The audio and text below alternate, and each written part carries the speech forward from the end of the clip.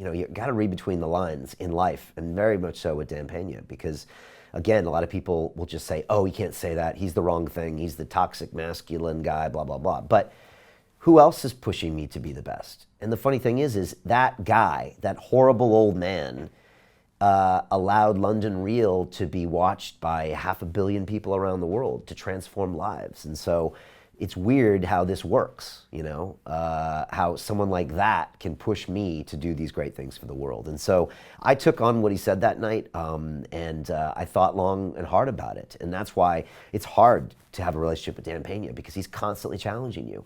And I would love to tell you that stopped that night, but it didn't. I saw Dan a couple months ago. The first night I saw him was honestly probably worse than that interview. And I'll talk about that when I finish up here. Because he's always pushing me. He's always unimpressed. And he's the only person that can cut to my soul and tell me how unimpressed he is, because no one else bothers. Everybody else is telling me what a great job I'm doing. And that's not what I need to hear. I need to be hearing the opposite. And so that was the time with Dan. I went back and got to work more, and London Real started being a success. Our academy was doing amazing. We were getting great episodes. We were having live events. And I got a call from Dan that he wanted to have dinner with me and Sally. I always love having dinner with them in London. It's a great time. They're actually a lot of fun. And at the dinner, he said, Brian, I'm inducting you into my Hall of Fame. And I almost fell off my chair. I was like, what are you talking about? This is full of billionaires. This is full of people that have done amazing things. And he said, Brian, you've touched so many lives with what you're doing. I put people on my wall that have made massive impacts, whether that's money or whether that's knowledge or whether that's impact, and you have. And so I was tremendously honored, and I took a train ride up to Guthrie Castle. He was doing a hardcore seminar, which is his advanced seminar, and I was going to be there for graduation night, and I accepted the award to be on his Hall of Fame, and now I'm up there alongside pictures of all of these multi-billionaires, of people that have graduated and created massive amounts of wealth and impact. And it was a real honor, and I decided to give a speech when I was up there and tell people how I felt, what the journey was like, and to honor Dan for the things that he does right. And here's a short clip from that evening.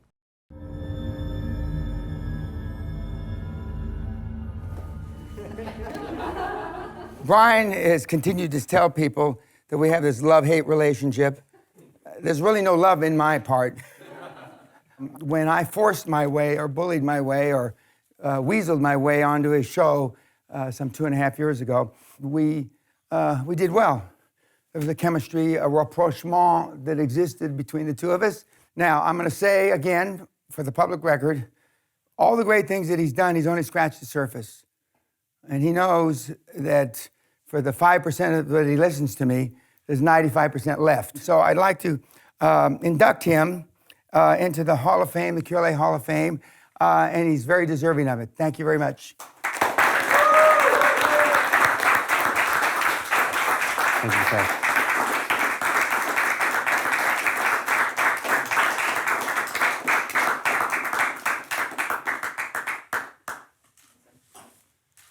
Want to say something? Yeah, Go ahead. That's all right. Thank you.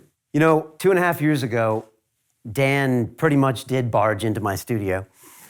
And I remember that day pretty well because he was dressed in his three-piece suit, red tie, had just come from a meeting in the city, and he looked like $1 million. I, on the other hand, was wearing combat trousers, boots, a skateboarding shirt, and I had something growing from here, right? What is that called? I don't know what it's called. I didn't like it, whatever it was called. He didn't like it. And from there, our relationship has gone on, and it goes up and it goes down. And sometimes I don't want to hear what Dan has to tell me. But as I wrote in one of my blogs, the old man, he's always right. Because he's telling you what you don't want to hear about yourself, but what you know is true. And that is, you're not stepping your game up. And you get caught up in fear. As Dan says, false expectations appearing real. Just when you make a big win, you start to sit back and get comfortable. And that's when Dan and Sally come to town and we have dinner, and I cherish those dinners. And at the end of it, Dan reminds me that I'm about 5% of where I should be. And I don't want to hear it. And I'm like, I go home and And I wake up the next day and I think, well, maybe he's probably right. And then it's time to go in and try to step it up. And Dan's right. I listen to probably 5% of what he says. And still, I guess I've managed to do some things. And A lot of things. a lot of things.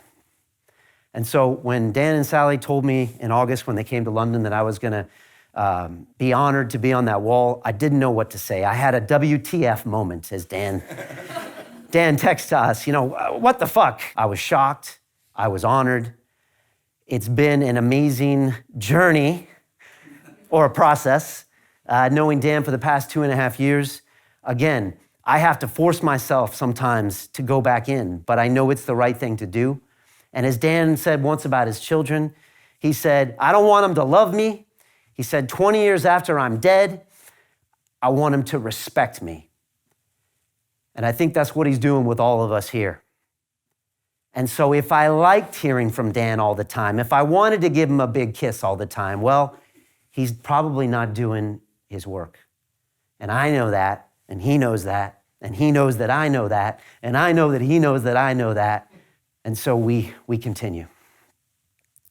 And I got a funny feeling I'm gonna know Dan for quite a long time. I don't know who's gonna kick the bucket first. I know. I know. And I'm sure we're gonna have some ups and some downs. And I don't think I'd really have it any other way.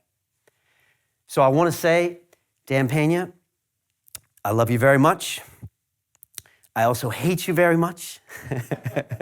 You are a cunt, and you're also a huge hero to me. And you changed my life. And to be on your wall is a tremendous honor. I'll show this proudly in my home. And from all of us here, I think I've spoken for many people here. We honor you, and to your future.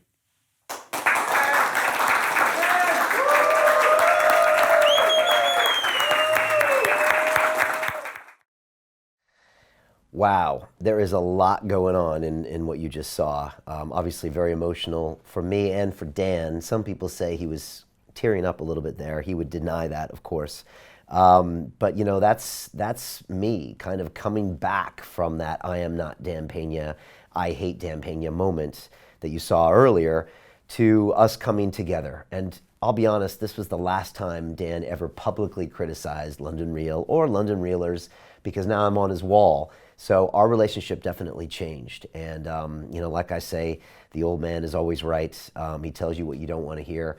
And I do love Dan Peña. And I will have a relationship with Dan Peña until one of us dies. And maybe even after that, somehow. We're almost, linked for the rest of our lives through this narrative that, again, describes a human narrative and almost describes a narrative we all have with ourselves.